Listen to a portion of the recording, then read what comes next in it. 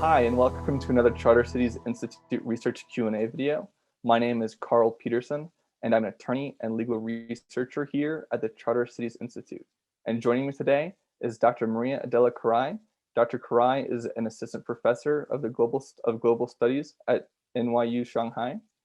Her research explores the history of international law in East Asia and investigates how China's rise as a global power is shaping norms and redefining the international distribution of power. In light of the development of the Belt and Road Initiative, she's looking in particular at the economic, legal, and political repercussions of Chinese investments and economic engagement in Europe and Africa, which is the topic of our discussion today. So Adela, could you give us a brief introduction to your work? Hi, thank you so much for having me today here. It's a true honor. And I've been working on China for several years. I started as a sinologist and then moved to international relations and political science. My original work looked at the concept of sovereignty and how China appropriated that concept and used it in international society. And so I looked from a historical perspective at China integration with the international legal order. And in the past few years, I've been looking at China and the Belt and Road Initiative and this great plan of infrastructure development all over the world and how it's affecting particular countries in Africa, East Africa, and Europe. And my last research was about China adaptive governance. So I looked at the way they build and finance certain railroad projects in East Africa. How do Chinese-led development projects and institutions differ from Western-led projects and institutions? So there are quite a few differences between Chinese-led development project and institution and from Western one. And first of all, I think that China-led development projects are state-led very much, and they reflect a different system and system of values, political system. Moreover, China tends to be China-led, single country, versus many Western-led projects and institutions are multilateral, although not exclusively multilateral. And then another aspect that differentiate China versus Western-led project institution is that China is focusing very much on infrastructure. That is a sector that has a strong potential for spurring economic development, but also extractive sectors. Although this is not the majority of the Chinese projects. And also I would say that another difference is that the Chinese projects are pretty much coordinated from the financing part to the construction and operation part. And they tend to be much quicker in terms of financing construction than, for instance, World Bank project, because in the World Bank, you tend to have to go through many more processes and scrutiny than with China. And this is changing, as I hope I have the chance to discuss today. And also another aspect is that it's true that they are coordinated and they respond to a long-term vision of development of China that also serve Chinese domestic goals and foreign policy goals because of this connection between state-owned enterprises that finance and build this project. But there is an aspect of disconnect sometimes between China's central state and the state-owned enterprises that operates abroad. And so this is an important aspect that we shouldn't forget, because China is not a monolith. So it's a complex system. It's it's a very big apparatus that works like in many different countries. And so that's an important thing to keep in mind. And also, I guess that another difference is the model of development that sometimes is different. And as I mentioned at the beginning, I think they reflect different political models and values. What is the Chinese government's view on the concept of sovereignty? And how does that view affect the way that it approaches development? So China is obsessed with sovereignty, and there's nothing wrong with that per se. Sovereignty is a hard-won prize after what the Chinese government describes as a century of humiliations. And it goes back to the 19th century, to the Qing Empire, China integrated with international society, where originally it was considered and deemed not civilized enough, and so semi-sovereign kind of country. And so China prides itself for respecting sovereignty of other country, and so it promotes a win-win cooperation where other partners are considered as equal. And so it doesn't matter whether you're big or small, you're treated in the same way. And another aspect that China doesn't impose conditionalities of Western-led development. Although there are, of course, some conditions that has to apply. So, for instance, the recognition of the One China policy. That's a very important kind of condition, if you want, that China imposed. But there isn't really an ideological ideological imposition or a complete transformation of the economic or political system that happened instead in the past with Western-led financial institutions. And that said, China prides itself very much for respecting other countries' sovereignty, but this might change because in the past 2 decades, with China going out policy, but also with the launch of the Belt and Road Initiative from 2013, China interest and people, Chinese nationals abroad are increasingly more. And we can see that from 2011 and the Libya crisis, that it has to evacuate 36,000 Chinese nationals from Libya, that partly changed the way China thinks partly about sovereignty. Nothing has changed dramatically, but I can see a possible transformation in the future, precisely to protect any securitization of its sovereignty. So do you think that there's a difference in outcome with development projects that are governed by Western-style corporate social responsibility versus Chinese adaptive governance? And if so, how?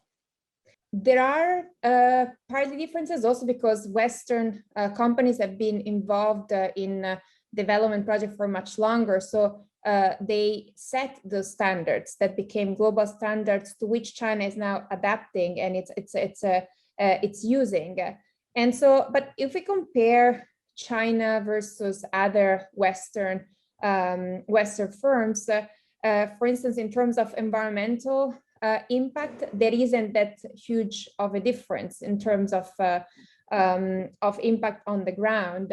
But for instance, there is a study that looked at the content of 181 corporate social responsibility reports from 2014 to 2017 and compared to United States, South Korea, and China reports. And it shows that there is a bit more transparency in United States and South Korea reports compared to China.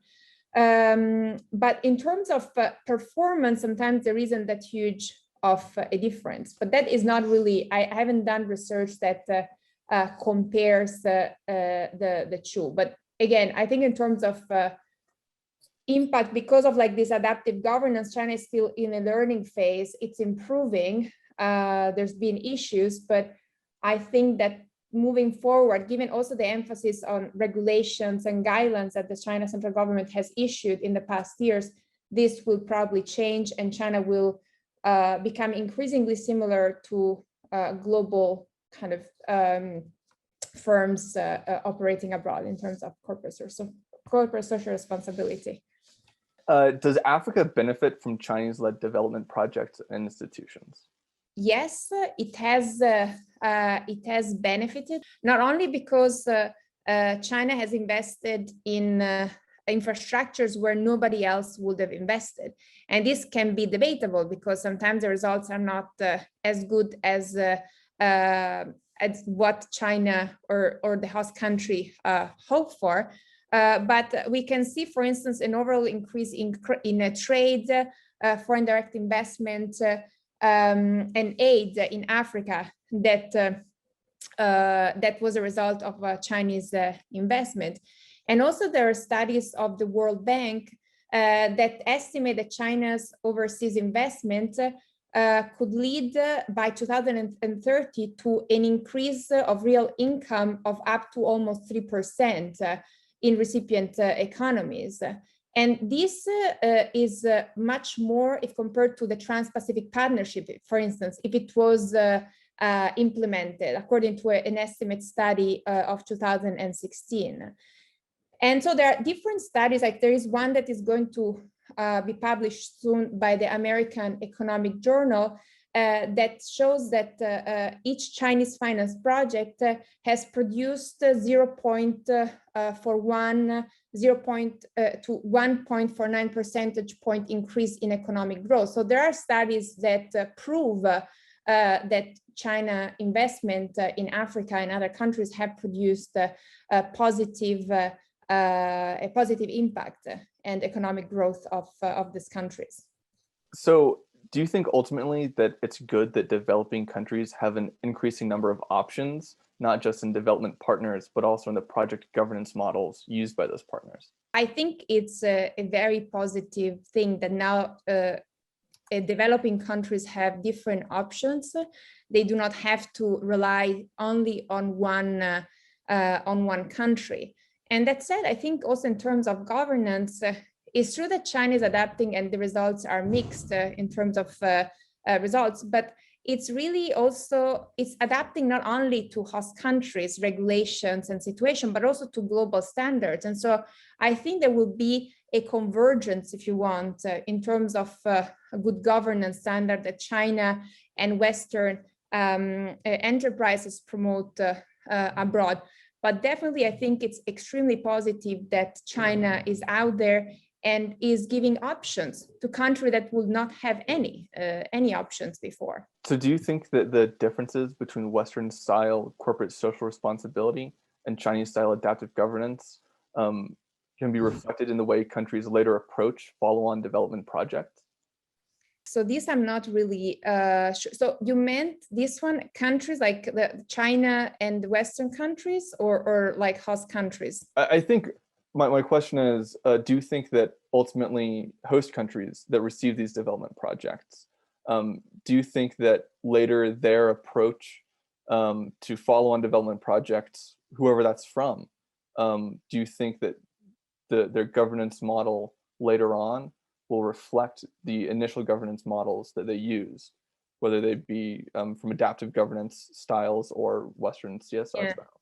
So I think that like host government will try to improve their standards regardless of whether it's China or Western style governance that is promoted. Also because, as I said before, China is really trying to improve its corporate social responsibility, the corporate social responsibility that is promoted by its own enterprises going out. And so I don't think that countries will necessarily behave differently. Probably, I mean, West-led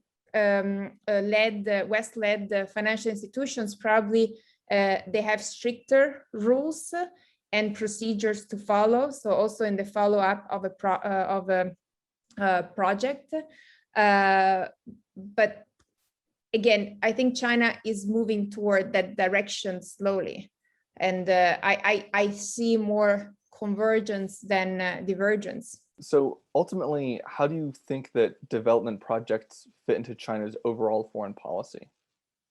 So the development projects, I think, fits into China foreign policy for many reasons. And first of all, I mean, China still depends on the foreign world for some of its resources, and so that is its development projects abroad are also aimed at providing this or having granting access to China to this kind of resources. And this include like for agriculture, oil, minerals and fuels.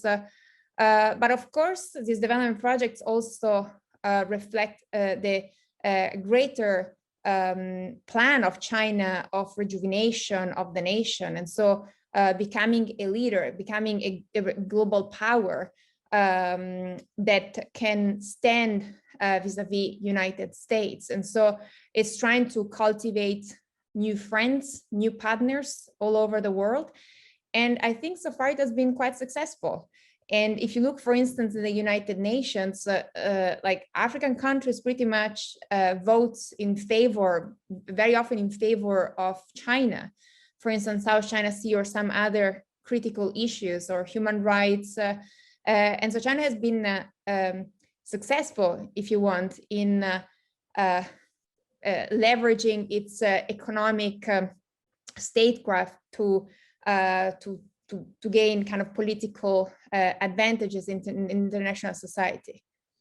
Interesting.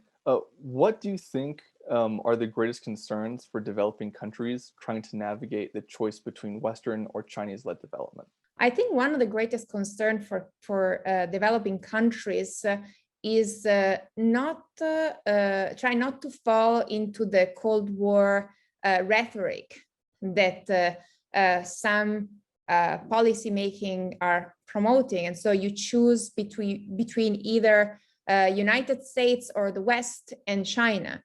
And this, of course, is problematic not only because the West doesn't seem to be that cohesive right now, and so there's the transatlantic alliance. It's not at its best stage right now, and so I think the developing countries should leverage having different options and not choosing between China and the United States, but really choosing each time what is best for them, and leveraging them so that they can gain better deal with the United States or with China or with European Union or with other countries. And then finally, do you think that there's a way for the West and China to work together to best help developing nations reach their full potential? So I think they should collaborate more. And I think now there is this very corrosive, I would say, rhetoric and very hostile rhetoric toward China, the US, both in the US and China and Europe. And so I think this is quite detrimental to collaboration. And I think where there are objective areas where there is strategic and military competition, and that should be identified by the US or Europe and addressed accordingly. But then there are also areas of cooperation, and this already started. I mean, some of the projects of the BRI, China is hiring, for instance, Western companies, or there's been collaboration between China Policy Bank and when they build some of the projects and finance some of the projects and the World Bank. I think it's in the interest of everybody to collaborate where they can, also to mitigate this increased tension between the Western world and China. So I think if they should collaborate.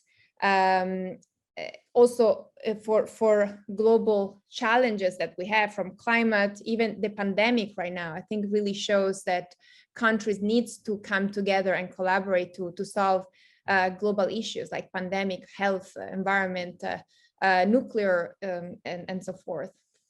Awesome. Thank you very much for joining us, Dr. Carrai. For our viewers, if they'd like to access your latest work, where should they go?